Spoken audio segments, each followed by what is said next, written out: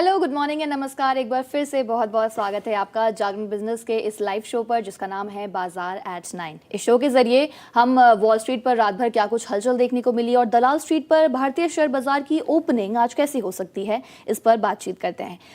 कौन से वो ट्रिगर्स रहे जिनके दम पर आज स्टॉक स्पेसिफिक एक्शन हमें कहाँ देखने को मिल सकता है और कौन से वो सेक्टर्स हैं जो आपके पोर्टफोलियो में चार चांद लगा सकते हैं। इन सभी पर हम एक्सपर्ट्स के जरिए बातचीत करने की कोशिश करते हैं। 9 to 10 हम डेली लाइव रहते हैं, तो आप अपने क्वेश्चंस भी पोस्ट कर सकते हैं।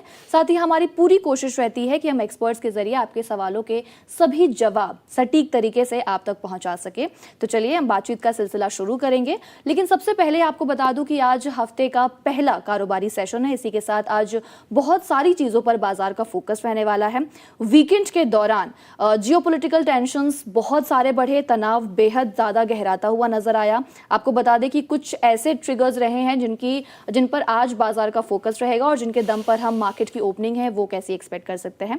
आपको बता दें कि लेबनान में कई महीनों की सबसे भीषण लड़ाई ये हमें वीकेंड पर देखने को मिली। इजरायली डिफेंस फोर्सेस यानी कि आईडीएफ ने हिजबुल्लाह के वरिष्ठ कमांडर यानी कि सीनियर कमांडर अबू हसन अलाव को मारने का दावा किया है। इसी के साथ इजराइल के प्रधानमंत्री बेंजामिन नेतन्याहू ने यह भी कहा कि अगर अमेरिका कहता है तो इजराइल ईरान पर दोबारा हमला करने को भी तैयार है। यानी कि साफ तौर पर निष्कर्ष ये निकल कर आ रहा है कि जो ऑनगोइंग वॉर का पूरा सिचुएशन है उसमें कहीं पर भी हमें सुलह की कोई भी गुंजाइश नजर नहीं आ रही है। इसी के साथ अगर हम क्रूड ऑयल की बात करें तो जो भी ऑनगोइंग सिचुएशन है उसका सीधा इम्पैक्ट जो है वो हम क्रूड ऑयल पर देखते हैं, डॉलर इंडेक्स पर देखते हैं, साथ ही यूएस बॉन्ड यील्ड पर भी देखने को मिलता है।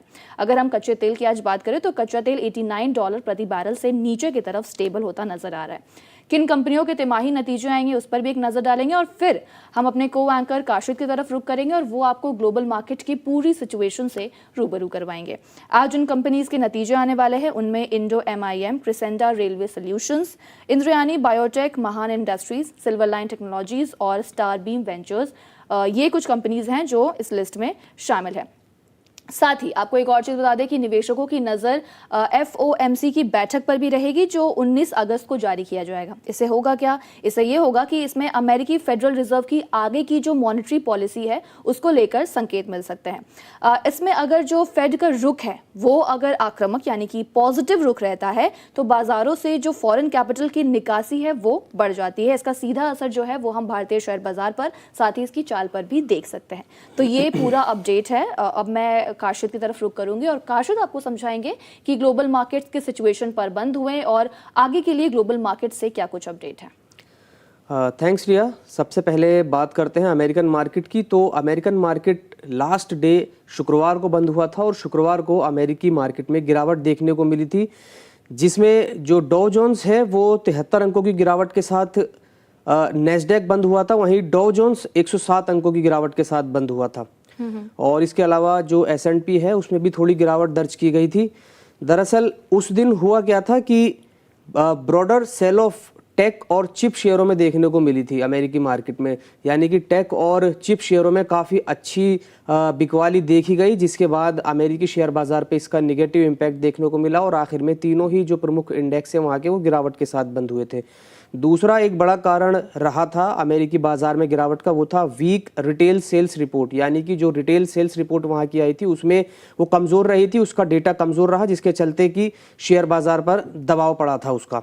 इसके अलावा अब एशियन मार्केट की अगर हम बात करें तो एशियन मार्केट में आज तेज़ी देखने को मिल रही है।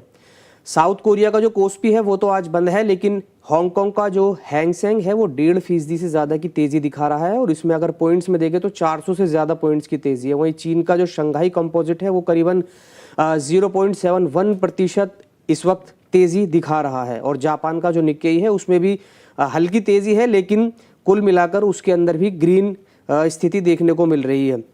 दरअसल ईरान और अमेरिका के बीच जो है वो तनाव कम होने का नाम नहीं ले रहा है। ईरान ने अमेरिका को कहा है कि आप अपनी हार स्वीकार कर लें, जो कि एक नामुमकिन सी बात है। वहीं अमेरिकन प्रेसिडेंट राष्ट्रीय डोनाल्ड ट्रंप ने अपने देशवासियों से कहा है कि संघर्ष के दौरान पेट्रोल की कीमतों में बढ़ोतरी हो सकती है, तो इसके लिए उन्होंने एक संकेत दिया है। जाहिर सी बात है कि ये क्रूड ऑयल में तेज़ी की वजह से ऐसा होगा, अगर ऐसा होता है तो। और दूसरी बात यह है कि अगर स्ट्रेट ऑफ हॉर्मूज लगातार बंद रहती है तो उससे सप्लाई कम होगी, तेल के दाम बढ़ेंगे और उसका एक डायरेक्ट इम्पैक्ट वो फ्यूल की कीमतों पर पड़ सकता है। जी काशिद, गोल्ड सिल्वर पर आपके पास कोई अपडेट है क्या? इंटरनेशनल बाजार में गोल्ड और स्पॉट सिल्वर की अगर हम बात करें तो लगातार हम उथल पुथल का सिचुएशन देख रहे हैं, उतार चढ़ाव है। ऐसे में आज क्या कुछ अपडेट है आपके पास गोल्ड सिल्वर को लेके? गोल्ड सिल्वर के लिए एक बहुत बड़ी अपडेट है जिसे कि गोल्ड सिल्वर के लिए पॉजिटिव माना जा रहा है, और वो है सोने और चांदी में तेजी की वजह महंगाई का लगातार घटना है, जो कि अमेरिका में जुलाई में घटकर करीबन 3.5% रही है, जो कि जून में 3.5% से थोड़ा ज्यादा थी। हल्की गिरावट आई है लेकिन कमी आई है। इससे फेड की ओर से ब्याज दर बढ़ाने की संभावनाओं में कमी आ गई है, जो कि सोने और चांदी के लिए पॉजिटिव माना जाता है। वहीं बीते हफ्ते भी अगर हम देखें तो सोने और चांदी में पूरे हफ्ते के दौरान बढ़ोतरी ही दर्ज की गई थी।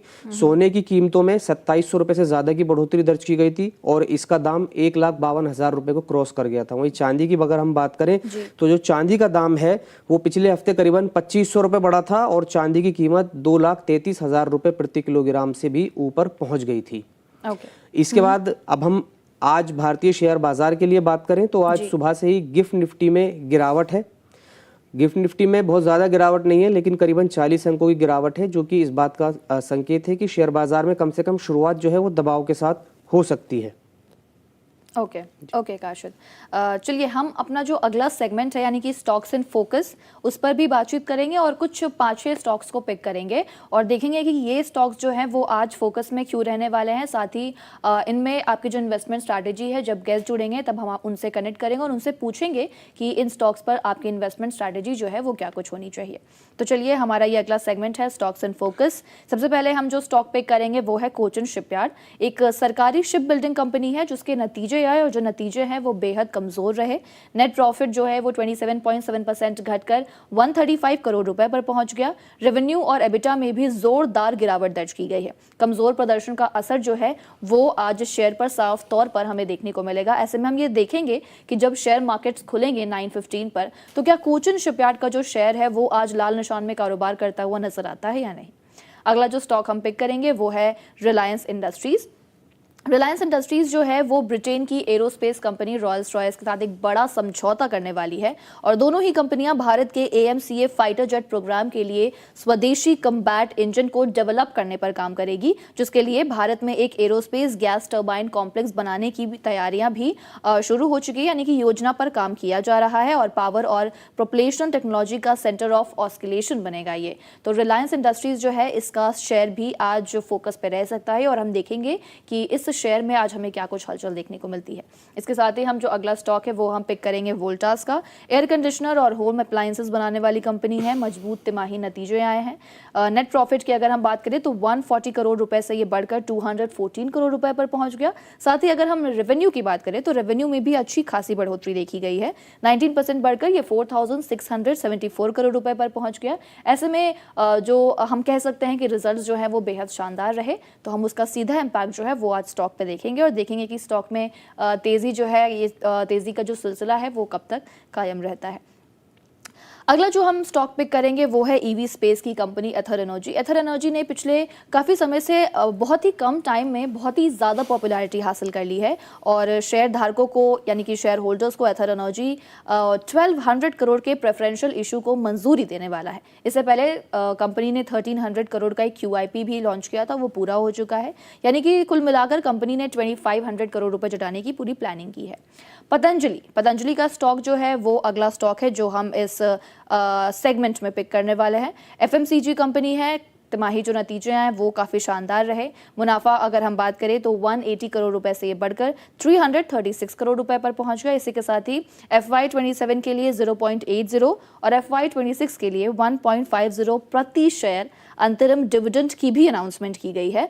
तो इस कॉन्टेक्स्ट में पतंजलि फूड्स का जो शेयर है वो आज आपके फोकस में रह सकता है। इसी के साथ ही अगर हम इस सेगमेंट की बात कर रहे हैं यानी कि डिविडेंड की बात कर रहे हैं तो मैं आपको बता दूं कि कुछ और भी कंपनीज हैं जो अपने डिविडेंड देने वाली हैं, जिनमें RVNL है, इसी के साथ ही RVNL के साथ NBCC है, सरकारी कंस्ट्रक्शन कंपनी है। 17 अगस्त यानी कि आज के दिन एक्स डिविडेंड होगी और कंपनी 0.15 प्रति शेयर अंतरिम डिविडेंड देने वाली है। आरबीएनएल की हमने ऑलरेडी बात की और इसी के साथ हम जो अगला स्टॉक पिक करने वाले हैं वो है इंडसइंड बैंक। इंडसइंड बैंक जो है वो प्राइवेट सेक्टर की काफ़ी जानी मानी कंपनी मानी जाती है बैंकिंग स्पेस से। इंडसइंड बैंक पर हुआ यह है कि आरबीआई ने 59.20 लाख का एक जुर्माना ठोका है। जुर्माना क्यों ठोका गया है? क्योंकि खबर निकल के ये आई और आरबीआई का ये एलिगेशन है कि बैंक ब्याज दरों पर साथ ही सिक्योरिटाइजेशन के जो नियम है उनका लगातार उल्लंघन कर रहा है और उसके बाद ही इंडसइंड बैंक पर आरबीआई ने इतना जुर्माना ठोका है। यानी कि कार्रवाई जो है वो अभी कंटिन्यू रहेगी और इसका सीधा इम्पैक्ट हम आज शेयर पर देखेंगे और फिर हम एक्सपर्ट से भी जानने की कोशिश करेंगे कि ऐसे में इंडसइंड बैंक के जो शेयर है उस पर आपको क्या कुछ करना चाहिए। एक और स्टॉक हम पिक करेंगे और ये स्टॉक है मजगांव डॉक शिप बिल्डर्स का। सरकारी डिफेंस शिप बिल्डिंग कंपनी है। इसके जो शेयर हैं ये 20 अगस्त को एक्स डिविडेंड होंगे। कंपनी अपने शेयर होल्डर्स को 4.62 रुपए प्रति शेयर का फाइनल डिविडेंड देने वाली है और कंपनी के रिजल्ट्स भी आए थे, उन आंकड़ों पर भी एक नजर डाल लेते हैं। नेट प्रॉफिट 21.5% बढ़कर 549 करोड़ रुपए पर पहुंच गया। वही अगर हम रेवेन्यू की बात करें तो 12.1% बढ़कर 2942 करोड़ रुपए पर पहुंच गया। एक और स्टॉक इस लिस्ट में शामिल करना चाहूंगी, वो है बॉम्बे स्टॉक एक्सचेंज का। खबर ये आ रही है कि जेफरीज यानी कि जो ब्रोकरेज फर्म है जेफरीज, उन्होंने जो बीएसई का जो टारगेट है वो होल्ड से डाउनग्रेड करके अंडर परफॉर्म कर दिया है। क्यों किया है? FY27 के लिए जो FY27 से 29 के लिए जो EPS था उसमें कट किया है, 5 to 12% कट हो गया है और इसी के साथ ही टारगेट प्राइस जो है उसमें वो भी जो टारगेट प्राइस उसमें भी कमी आई है। पहले जो टारगेट था वो था 3520 का, अब टारगेट में कमी आई है और ये हो गया है 2940। तो इसी के साथ बॉम्बे स्टॉक एक्सचेंज ये जो स्टॉक है इसमें भी आज हमें हलचल देखने को मिल सकती है। काशिद, FIIs DIIs पर आपकी कोई अपडेट है क्या? क्योंकि FIIs का जो फ्लो है उस पर भी बाजार का फोकस बने रहना चाहिए। लेकिन अभी आपको मैं बता दूं कि 9:10 का वक्त हो चला है और क्या हमारे गेस्ट हमारे साथ कनेक्ट हो चुके हैं? ओके, श्रुतजा मैम हमारे साथ कनेक्ट हो गई हैं। तो श्रुतजा मैम आपको समझाएंगी FIIs और DIIs पे मेरा सवाल रहेगा उनसे, क्योंकि मैं पहले थोड़ा सा कॉन्टेक्स्ट देना चाहूँगी कि हमने ऑलरेडी ट्रिगर्स के बारे में बात की कि किस तरह FOMC की बैठक पर नजर रहेगी, कौन से कंपनीज डिविडेंड अनाउंस करने वाले हैं, कौन से वो ट्रिगर्स रहेंगे जिन पर आज बाजार का फोकस रहेगा।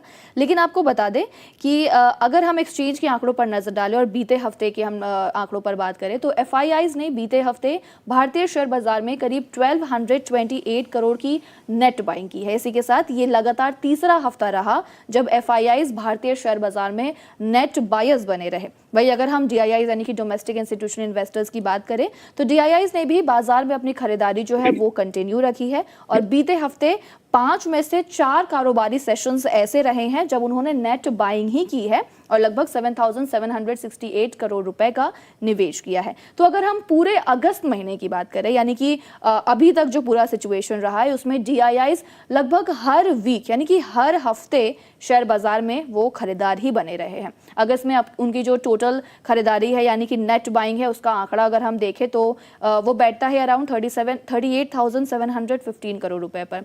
तो श्रुतजा मैम, मैं आपसे ये जानना चाहूंगी कि ये जो आंकड़ा है FIIs DIIs का, ये शेयर बाजार के लिए किन मायनों में खास हो जाता है और इसके साथ ही इन्वेस्टर्स के लिए इन आंकड़ों के क्या महत्व है, क्या मायने रखते हैं, क्या संकेत मिलता है इससे भारतीय शेयर बाजार के लिए? FI का डेटा जैसे कि आपने बताया जी कि हम लोग देख रहे हैं कि ओवरऑल वोलेटाइल है। अगस्त अभी स्टार्ट हुआ, मतलब स्टार्टिंग में मंथ ऑफ द जो बाय था, मंथ ऑफ द स्टार्ट में उन्होंने बाइंग किया था, फिर थोड़ा बहुत सेलिंग आया है। बट अगेन 7 से हम लोग 11 अगस्त तक देखे तो उन्होंने फिर से बाइंग की है लास्ट 1-2 दिन में। जो डेटा है डेली का हम लोग वो देखे तो थोड़ा वोलेटाइल है। But overall month on month net हम लोग देखे तो अगस्त का जो डेटा दर्शाता है वो 4,115.93 करोड़ का कैश में उनका अभी भी पॉजिटिव नंबर है। DI ऑलवेज जो है वो बायर साइड पे मोस्ट ऑफ द टाइम रहता है, बहुत ऐसे टाइम पे।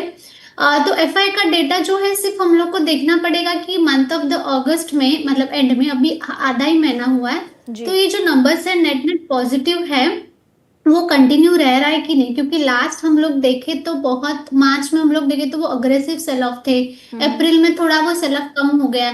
तो ये नंबर्स जो है फिलहाल के लिए टर्न हो रहा है, मतलब लाइक मई में अब जून में देखोगे तो जो सेल ऑफ है वो कम हो रहा है। फाइनली अगस्त में जो अभी तक का जो नंबर है वो पॉजिटिव आया है। जी। तो हम लोग को ये देखना पड़ता है कि अगस्त का जो क्लोजिंग है वो पॉजिटिव होता है तो मार्केट के लिए थोड़ा अच्छा रहेगा, क्योंकि एफआई फिर से बाइंग कर रहे हैं तो थोड़ा मार्केट में मोमेंटम बन सकता है। और जो जी। यहाँ से नीचे के लेवल से जो अभी निफ्टी फिलहाल के लिए साइडवेज या बेस फॉर्मेशन कर रहा है, तो हम लोग इसमें एक थोड़ा बहुत रिकवरी देख सकते हैं या हायर साइड के लिए। Okay ma'am, thank you so much. Kashid, मैं आपसे जानना चाहूँगी कि 9:16 हो गया, मार्केट्स खुल गए हैं, तो आप हमें बताइए कि जैसा हमने एक्सपेक्ट किया था क्या मार्केट्स वैसे ही खुले हैं? सेक्टोरल इंडाइसेस के बारे में भी बातचीत कीजिए और बताइए कि कौन से स्टॉक्स जो हैं वो गेनर्स और लूजर्स की लिस्ट में हैं आज। जैसा अनुमान था उससे ज़्यादा ही गिरावट के साथ आज मार्केट खुला है। सेंसेक्स शुरुआती कारोबार में 300 पॉइंट की तरफ बढ़ रहा है गिरावट के साथ। फिलहाल इसमें 280 अंकों की गिरावट है और निफ्टी में जो है वो तकरीबन 70 अंकों की गिरावट देखने को मिल रही है। यानी शुरुआती 1-2 मिनट के अंदर ही बाजार में जो गिरावट है वो बड़ी है। गिरावट जो है वो सेंसेक्स में करीबन 150 अंकों की गिरावट के साथ शुरुआत हुई थी, लेकिन जो कि अब बढ़ के करीबन 300, बल्कि 300 से अब ज़्यादा की हो चुकी है। जो बड़े शेयर्स हैं बीएसई सेंसेक्स के, जो टॉप 30 शेयर हैं, उनमें से सिर्फ 4 स्टॉक्स इस वक्त हरे निशान में दिख रहे हैं। उनमें भी बहुत हल्की तेजी है, जिनमें कि Sun Pharma, Axis Bank, Tech Mahindra और रिलायंस शामिल हैं। इसके अलावा गिरावट वाले शेयरों में बजाज फिनसर्व, हिंदुस्तान यूनिलीवर सबसे ज़्यादा गिरावट वाले शेयर हैं, जिनमें करीबन 1.5% की गिरावट दिख रही है। इसके अलावा UltraTech cement, SBI, Larsen and Toubro वो शेयर हैं जिनमें 1% या इससे ज़्यादा की गिरावट है। ITC, Infosys, NTPC, Bajaj finance में भी कमजोरी देखने को मिल रही है और इन शेयरों में 0.5% से ज़्यादा की कमजोरी इस वक्त देखने को मिल रही है। रिलायंस भी अब लाल निशान में आ गया है, जो अभी हल्की हल्की तेज़ी दिखा रहा था, उसमें भी अब गिरावट आ गई है। और एक और शेयर है जो उसके बदले हरे निशान में आ गया, वो है जोमेटो यानी कि इटर्नल। इसमें बहुत मामूली सी तेजी है, लेकिन फिलहाल इसने थोड़ी सी वापसी की है। अलग अलग सेक्टर्स की अगर हम बात करें तो ज़्यादातर सेक्टर इस वक्त लाल निशान में दिख रहे हैं। पहले हरे निशान वाले सेक्टर्स की बात कर लेते हैं। इनमें capital goods, realty, India defence, oil and gas और सर्विसेज हैं, जिनमें बहुत हल्की हल्की तेजी देखने को मिल रही है और ये तेजी 0.10 से लेकर 0.40 तक की है। वहीं गिरावट वाले अगर हम इंडेक्स की बात करें तो इसमें PSU bank, consumer durables, metal, power, mid small private banks, housing finance और इसके अलावा बीएसई टेक शामिल हैं। इन सभी इंडाइसेस में लाल निशान में हैं ये सभी, और इन सभी में गिरावट देखने को फिलहाल मिल रही है। Okay, thank you so much Kashid, आप हमारे साथ जुड़े और आपने ऑडियंस को ग्लोबल मार्केट की सारी अपडेट दी, इसके लिए आपका बहुत बहुत शुक्रिया काशिद।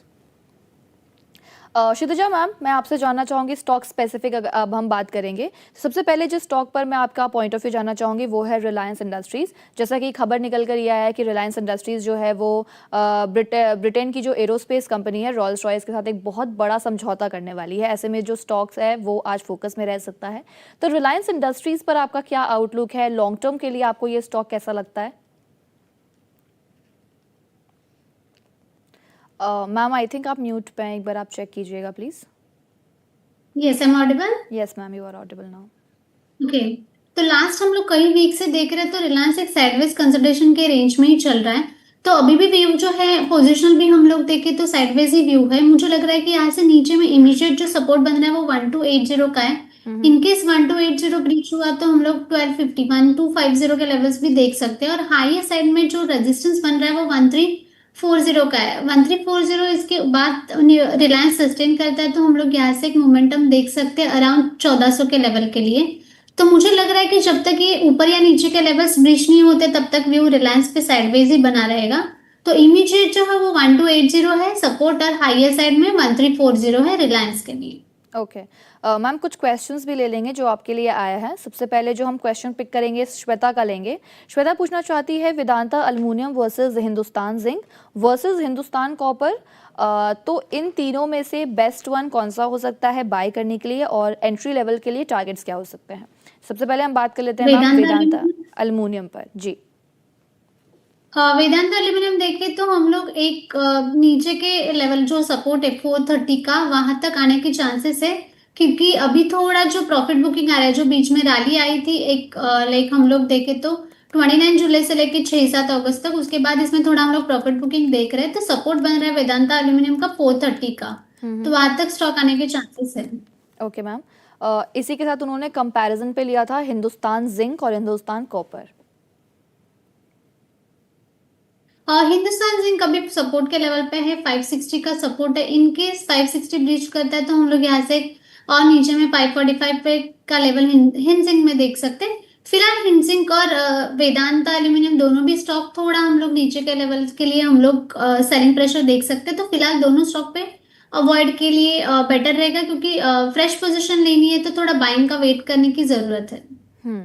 मैम वेदांता का स्टॉक आपको कैसा लगता है, स्पेसिफिकली वेदांता, वेदांता लिमिटेड, और फ्रेश एंट्री के लिए कैसा है ये स्टॉक? हाँ जी, फ्रेश एंट्री जिनको भी लेना है तो थोड़ा वेट करने की जरूरत है, क्योंकि 260 का लेवल है, वहां तक आ सकता है। इसका जो सपोर्ट है 255 से लेकर 253, इनकेस 260 टूट जाता है तो हम लोग 253 से लेकर 255 का लेवल देख सकते हैं वेदांता लिमिटेड में। फिलहाल ये तीनों स्टॉक है, थोड़ा सेलिंग प्रेशर देख रहे हैं, तो मेरे हिसाब से अभी फिलहाल के लिए वेट करने की जरूरत है। ओके मैम, एक बार गेनर्स और लूजर्स के चार्ट दिखाइए, उनसे भी हम सवाल ले सकते हैं। तो पहले गेनर्स पर एक नज़र डालेंगे और देखते हैं कि कौन कौन से स्टॉक्स इसमें हैं। अडानी इंटरप्राइजेज में आज तेज़ी है, कितने की तेज़ी है अडानी इंटरप्राइजेज में? मामूली तेज़ी देखी जा रही है। हिंडाल्को में भी आज तेज़ी है। आयशर मोटर्स आज टॉप गेनर्स की लिस्ट में है। टेक महिंद्रा में हम काफ़ी दिनों से बहुत अच्छा रुझान देख रहे हैं, जिसके बाद आज भी ये स्टॉक अप है। इसके साथ ही बजाज ऑटो भी आज तेज़ी दिखा रहा है। तो दो स्टॉक्स पर बात कर लेते हैं मैम, आयशर मोटर्स लेते हैं और बजाज ऑटो लेते हैं, ऑटो स्पेस से ये दोनों स्टॉक लेते हैं। इसी के साथ ही इस पे मैं अपनी तरफ से एक स्टॉक ऐड करूंगी और वो है एथर एनर्जी। तो ये 3 स्टॉक्स हैं आपके पास, इन तीनों में से आपको कौन सा अच्छा लगता है और क्यों अच्छा लगता है? आपने आयशर मोटर, एथर एनर्जी बजाज और ऑटो। तीसरा कौन सा बोला? Bajaj auto ma'am. ओके, हम लोग एक एक करके बात करेंगे। तो Eicher motor continuously higher high का फॉर्मेशन बना रहा है। जिनके पास ऑलरेडी पोजीशन है उनको होल्ड करने की सलाह रहेगी, बट फ्रेश पोजीशन के लिए मुझे लग रहा है थोड़ा नीचे के लेवल में 8000 के लेवल पे फ्रेश एंट्री ले सकते हैं, क्योंकि कभी कभी ये जो रैली आती है उसका प्रॉफिट बुकिंग आता है। तो बट ऑलरेडी है तो हायर साइड के लिए होल्ड कर सकते हैं। बजाज ऑटो हम लोग देखें, ऑटो स्पेस में ओवरऑल थोड़ा ऑटो भी मोमेंटम में, जी। यस बजाज ऑटो में ऊपर पोटेंशियल है अभी भी। यहाँ से हम लोग देखें तो 11900 के लेवल का, मतलब यहाँ से हम लोग एक देख सके तो छोटा ही मोमेंटम है, बट इनकेस 11900 ऊपर में जो रेजिस्टेंस है वो क्रॉस किया, उसके ऊपर सस्टेन किया, तो हम लोग इसमें एक फ्रेश मोमेंटम देख सकते हैं। क्योंकि ये रैली आने के बाद अभी जो स्टॉक है बहुत साइडवेज में चल रहा था, तो अभी 11900 क्रॉस करने के बाद हम लोग एक मोमेंटम देखेंगे। और जो बजाज ऑटो के लिए सपोर्ट रहेगा फिलहाल के लिए जो है वो 11500 के अराउंड का है। ओके मैम, और और एथर एनर्जी हम लोग देखें तो एथर का भी सेम ही फॉर्मेशन है, कंटिन्यूअसली हायर है, फॉर्म हुआ है, जरा भी करेक्शन नहीं आया है। तो करेक्शन थोड़ा बहुत आने की संभावना है। तो मुझे लग रहा है कि फ्रेश पोजीशन के लिए वेट करने की सलाह रहेगी। और नीचे के करेक्शन के लेवल पे जो है लाइक अराउंड यहाँ से एक हम लोग देखें तो 1400 के लेवल, 1450 के लेवल पे हम लोग एथर एनर्जी में पोजीशन बना सकते हैं। ओके मैम, 2 स्टॉक्स पर हम सवाल पिक करेंगे, एक है हडको और एक है एनबीसीसी। सर आज का दिन आई थिंक इन दोनों स्टॉक्स के लिए बहुत इंपॉर्टेंट है, क्योंकि इनके जो शेयर है वो एक्स डिविडेंड पर ट्रेड करेंगे। तो ऐसे में मैम हडको और एनबीसीसी का स्टॉक आपको कैसा लगता है, और इस पे आपकी क्या रणनीति बननी चाहिए इन्वेस्टर्स की? एनबीसीसी हम लोग देखें तो continuously daily weekly setup weak है फिलहाल के लिए, कंटिन्यूसली लोअर लो फॉर्मेशन है, जो सपोर्ट लेवल्स थे वो ब्रीच किए है। तो हम लोग एनबीसीसी में थोड़ा बहुत प्रेशर देख सकते हैं। यहाँ से एक अभी 80 का जो लेवल है वहां तक स्टॉक आ सकता है। तो एनबीसीसी के लिए फिलहाल के लिए जो मतलब व्यू रहेगा वो सेल ऑफ का ही रहेगा। टाइम फ्रेम हम लोग देखें तो सेलिंग प्रेशर आ सकता है एनबीसीसी में। ओके मैम, और हडको HUDCO? हुडको की हम लोग बात करें तो हुडको ने भी आज जो सपोर्ट लेवल था वो ब्रीच किया है, तो इसमें भी हम लोग सेलिंग प्रेशर देख सकते हैं अराउंड 172 के लेवल तक। तो फिलहाल के लिए फ्रेश पोजीशन के लिए इसकी अवॉइड की सलाह रहेगी।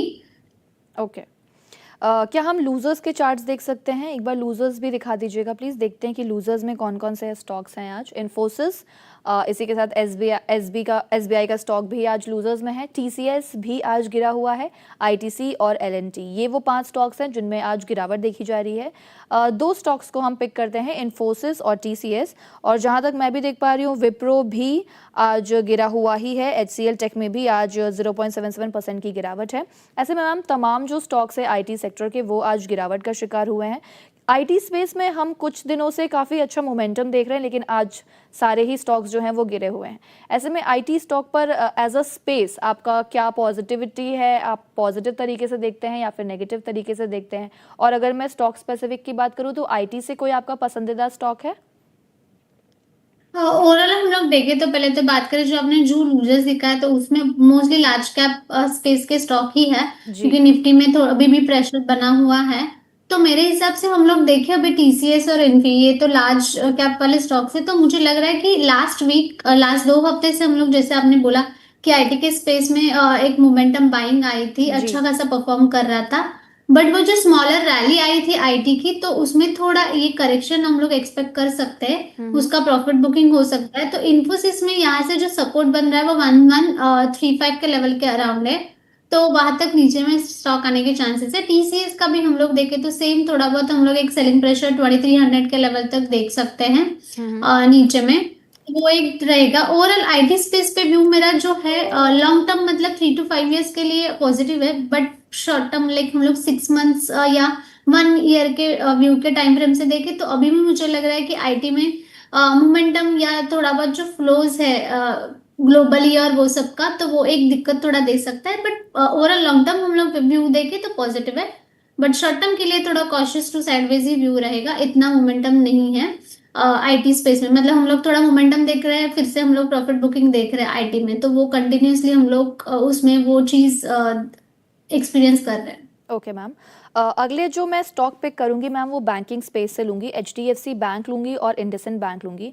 एचडीएफसी बैंक की अगर हम बात करें तो ma'am don't you think so कि ये जो बैंक का जो स्टॉक है इन्होंने इन्वेस्टर्स को बहुत परेशान किया है? मतलब मुझे नहीं लगता कि इन्होंने कुछ कैपेसिटी बची है एचडीएफसी बैंक में, पोटेंशियल आपको नजर आता है क्या? क्योंकि मुझे नहीं लग रहा है कि एचडीएफसी बैंक आगे कुछ टाइम पे अच्छा परफॉर्म करेगा। हालांकि जितने भी एनालिस्ट से मेरी बातचीत हुई है वो कहते हैं कि है पोटेंशियल, दम दिखाने का रखता है ये। तो आपका क्या point of view HDFC bank पे आज आप बताइए, क्योंकि आज भी स्टॉक डाउन है, 0.21% की गिरावट है। और इंडसइंड बैंक को हम पिक करेंगे क्योंकि आरबीआई ने जुर्माना भी ठोका इंडसइंड बैंक पे सिक्योरिटाइजेशन के नियमों का उल्लंघन करने के बाद। तो इंडसइंड बैंक का स्टॉक भी आज डाउन है, 1.05% डाउन है। तो ये दो स्टॉक्स पर आपका क्या आउटलुक है? एक तो एचडीएफसी बैंक वैसे देखा जाए तो प्राइवेट जी। स्पेस में अच्छा खासा काफी तगड़ा स्टॉक है, जी। और एक प्राइवेट जो अभी फिलहाल के लिए हम लोग बैंकिंग स्पेस में देखें तो प्राइवेट बैंक में वही बैंक है जो अच्छा है। हम मतलब बाकी भी बैंक है, बट हम लोग देखें तो लार्जेस्ट बैंक है तो उस हिसाब से। बट द दिक्कत ये है कि ये साल में हम लोग 2025 के बाद जो रैली है उसके बाद जो उनका कंप्लाइन मतलब जो मॉडिफिकेशन था जी। लेवल पे, जी। तो वो होने के बाद स्टॉक में बहुत सारे गिरावट हम लोगों ने देखी है। बट मुझे लग रहा है कि over the time frame 3 to 5 years, जैसा मेरा आईटी के लिए व्यू है वैसे ही एचडीएफसी बैंक के लिए रहेगा कि ये साल में भी परफॉर्म नहीं करेगी ये मतलब कमिंग 2 क्वार्टर वगैरह के लिए। But over the period 3 to 5 years के हिसाब से हम लोग देखें तो इन्वेस्टर को ये अच्छी अपॉर्चुनिटी है कि नीचे ये जो लेवल है वहां पे स्टॉक मिल रहा है, रिस्क रिवॉर्ड फेवरेबल रहेगा। मुझे लग रहा है कि जैसे एवरी टाइम डिप आता है तब बाइंग की सलाह रहेगी, जो इन्वेस्टर 3 to 5 years के हिसाब से देख रहे हैं उनके लिए। बट शॉर्ट टर्म के लिए अवॉइड की सलाह रहेगी, क्योंकि इसमें इतना अभी फिलहाल के लिए एकदम स्ट्रेंथ वाली बाइंग अभी नहीं नजर आ रही है। थोड़े बहुत नंबर्स क्वार्टर के रिजल्ट्स अपडेट आएंगे, थोड़ा बहुत कंपनी में अच्छा खासा अभी भी चल रहा है, बट थोड़ा बहुत जो उन्होंने चेंजेस किए मॉडिफिकेशंस हुए उसके बाद थोड़ा टाइम जाता है बाकी सब नॉर्मलाइज होने के लिए, तो उसके बाद हम लोग स्टॉक में अच्छा खासा एक गेन देख सकते हैं या मोमेंटम देख सकते हैं। Okay. And ma'am IndusInd bank पर आपका क्या पॉइंट ऑफ व्यू है? इंडसइंड बैंक पे हम लोग देखें तो technically stock weekly time frame पे साइडवेज का ही मतलब सेटअप है। तो हाईएस्ट एंड में 1040 का लेवल है, वो एक दिक्कत दे रहा है। 1040 क्रॉस करता है तो हम लोग 1120 का लेवल देख सकते हैं। जो सपोर्ट बन रहा है यहाँ से फिलहाल के लिए अराउंड 980 के अराउंड है। इनकेस 980 टूटता है तो थोड़ा बहुत हम लोग इसमें सेलिंग प्रेशर देख सकते हैं, बट फिलहाल 980 से लेके 1120 का लेवल हम लोग एक रेंज रहेगा इंडसइंड बैंक के लिए। ओके। मैम बैंकिंग स्पेस से आपको कोई और स्टॉक है जो पसंद आता है, चाहे वो पीएसयू हो या फिर प्राइवेट बैंक हो? मतलब वैसे देखा जाए तो स्टॉक्स फिलहाल के लिए पीएसयू में लास्ट वीक हम लोगों ने देखा कि पीएसयू में इतना ये नहीं था, मतलब उसके पहले एक स्टार्टिंग ऑफ द वीक जो था तब उसमें मोमेंटम था, बट ओवरऑल हम लोग नेट देखे तो पीएसयू प्राइवेट बैंक थोड़ा दिक्कत दे रहे। बट इंडसइंड मुझे मेरे हिसाब से साइडवेज जैसे रेंज निकलता है तो हम लोग इसमें एक मोमेंटम देख सकते हैं, because ICICI bank, HDFC bank बहुत ही सेलिंग, मतलब इसमें जो चार्ट्स है वीकली डेली वो थोड़े दिक्कत मतलब सेल ऑफ वाले सेटअप है, तो इसके हम लोग देखे ओवरऑल तो उसके कंपैरिजन में इंडसइंड थोड़ा बेटर लग रहा है। Okay ma'am, okay. अगला जो हम सवाल लेंगे वो हम पीटीसी इंडिया पर लेंगे और कोचिन शिपयार्ड पर लेंगे। पूछना चाहते हैं कि इसमें फ्रेश बाय करने के लिए प्राइस लेवल क्या हो सकते हैं, ट्रेंड क्या हो सकते हैं, और शॉर्ट से मिड टर्म के लिए क्या टारगेट्स और पॉइंट ऑफ व्यू है। तो पहले हम बात कर लेते हैं पीटीसी इंडिया पर। पीटीसी इंडिया 162 के अराउंड चल रहा है, तो हम लोग देखें तो सेलअप का ही थोड़ा व्यू है, मतलब इमीडिएट हम लोग देखें तो 158 के लेवल तक हम लोग पीटीसी इंडिया का एक देख सकते हैं, और हायर साइड में थोड़ा बाउंस आने के लिए टाइम जाएगा। तो व्यू तो इतना कुछ इमीडिएट जो है ट्रेडिंग पर्सपेक्टिव से कुछ खास नहीं है पीटीसी इंडिया के लिए। 158 का लेवल वॉच आउट करने जैसा रहेगा। ओके, और जो अगला स्टॉक इन्होंने ले रखा था वो था कोचिन शिपयार्ड का। कोचिन शिपयार्ड में हम लोग देखें तो आज नीचे के 50 SMA के लेवल से एक सपोर्ट से बाइंग आई है, तो ऊपर में 1530 का लेवल का अभी भी अपसाइड है, तो 1530 का रेजिस्टेंस है। तो हाईएस्ट साइड में 1530 क्रॉस किया तो हम लोग इसमें एक मोमेंटम देख सकते हैं 1580 के लिए। ओके मैम, अगला जो हम सवाल पिक करेंगे वो हम लेंगे रिफिक्स इंडस्ट्रीज पर। पूछना चाहते हैं कि अगर मुझे फ्रेश एंट्री करना हो तो रिफिक्स कैसा है, please suggest me. Refix industry हम लोग देखें अभी तो जो अराउंड 303 के लेवल के लिए चल रहा है बराबर जी।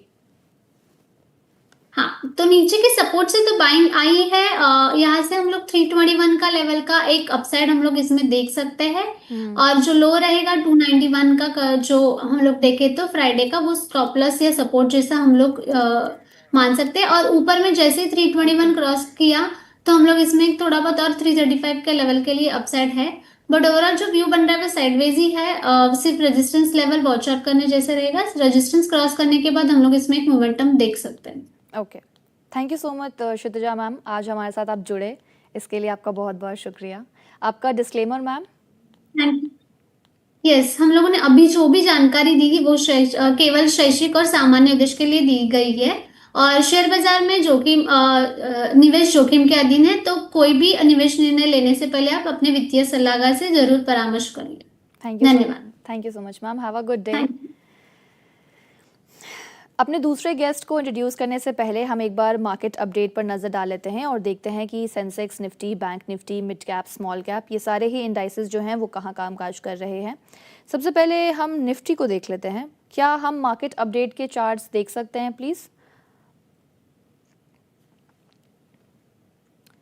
मार्केट अपडेट के ओके, तो सबसे पहले मार्केट अपडेट के चार्ट्स लगा दीजिए।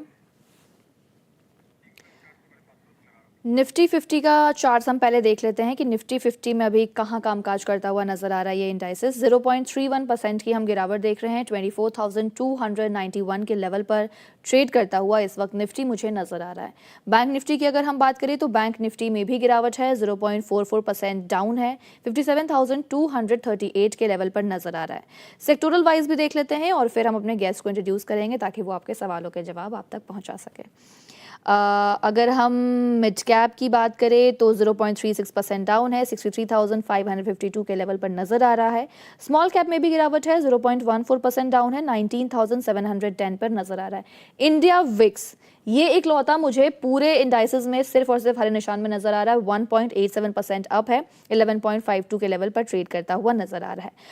इंडाइसेस पर भी नजर डाल लेते हैं। ऑटो, मीडिया और फार्मा, इसी के साथ ही हेल्थ केयर, ये वो कुछ इंडाइसेस हैं जो हरे निशान में हैं। बाकी इसके अलावा FMCG, IT, मेटल, ये सारे इंडाइसेस जो हैं वो लाल निशान में इस वक्त कामकाज करते हुए नजर आ रहे हैं। चलिए हम अपने सेकंड जो गेस्ट हैं उनको भी आमंत्रित करेंगे।